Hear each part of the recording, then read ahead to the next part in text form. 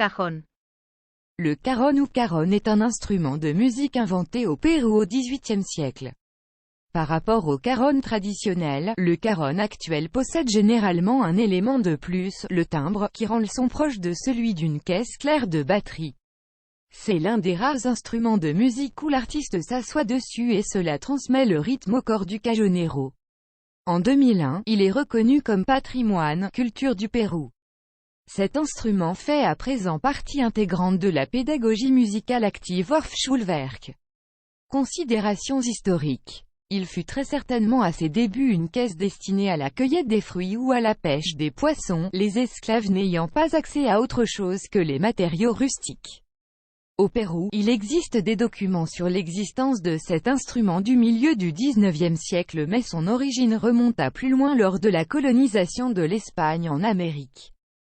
L'Église catholique de l'époque interdisait l'usage du tambour, le considérant comme païen. Caractéristique principale. Le cajon est une caisse de résonance parallélépipède, de 50 cm hauteur, 30 cm largeur, 30 cm profondeur en moyenne. Il est fait de bois de cèdre ou d'acajou. Le contreplaqué est actuellement utilisé car il est plus confortable à travailler. La plaque de frappe, devant, est plus fine que les autres côtés, ce qui permet une élasticité et une résonance propre au cajon. Au dos, un trou d'environ 10 cm de diamètre permet la sortie du son, même effet qu'un évent de décompression d'une enceinte de sono. Un timbre peut être situé derrière la surface de frappe. Il peut être constitué de cordes de guitare ou basse, d'un timbre de caisse claire de batterie, de clochettes, petites cloches, de tout objet métallique pouvant vibrer. De cordes de guitare ou basse, d'un timbre de caisse claire de batterie, de clochettes, petites cloches, de tout objet métallique pouvant vibrer. Certains cajons n'ont pas de timbre ce qui donne un son ressemblant plus au son type bongo, c'est par exemple le cas des cajons péruviens dits traditionnels, utilisés au Pérou pour la musique afro-péruvienne. Les cajones utilisés pour la musique flamenco ont la partie supérieure de la surface de frappe, face avant, non fixée sur le reste du cajon ce qui lui donne un son claqué. Dans les années 1970, Paco de Lucía apporta le cajon péruvien dans le flamenco après avoir rencontré Keitro Soto.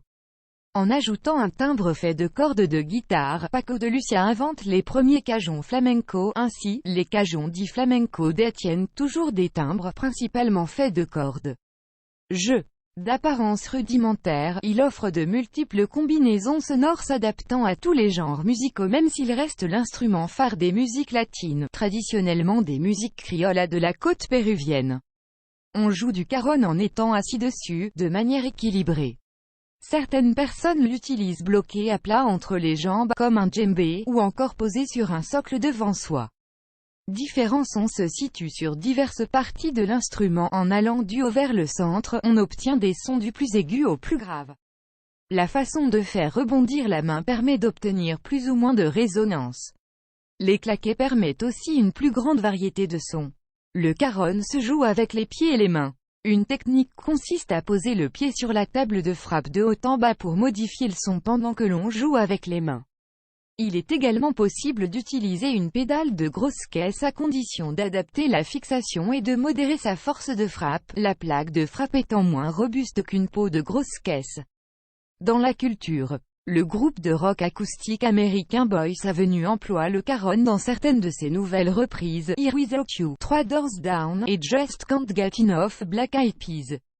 Le groupe afro-acoustique Nubi utilise le cajon dans sa musique inspirée de l'Afrique de l'Ouest. Le batteur du groupe Biffy Clyro, Ben Johnston, utilise fréquemment le cajon lors des sessions acoustiques, dans les émissions de radio notamment, afin de ne pas couvrir le son des autres instruments. Le groupe Ibeyi utilise aussi le cajon. Le groupe Maneskin utilise le cajon lors de ses musiques acoustiques.